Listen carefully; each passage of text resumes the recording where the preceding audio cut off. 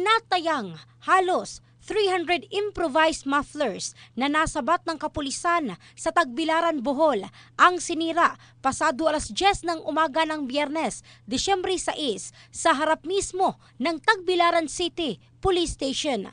Present sa ceremonial destruction ang hepe na si Police Lieutenant Colonel John Karin Escobar at City Mayor Jane Yap. Ang kabuang 276 improvised na mga tambutsyo ay nasabat ng Tagbilaran PNP sa kanilang mga checkpoint operations at sa kanilang 5 buwan na uplansita. Pinaalala ni Escobar na mahigpit ang kanilang pagpapatupad sa ordinansa ng lungsod na environmental and noise ordinances. Binigyang diin din ito ang kahalagahan ng pagdidisiplina sa mga motorista na nakakadistorbo sa kapayapaan at well-being ng mga residente. In the heart of changing lives, ito si Michelle Craste ng Brigada News Philippines, the Music and News Authority.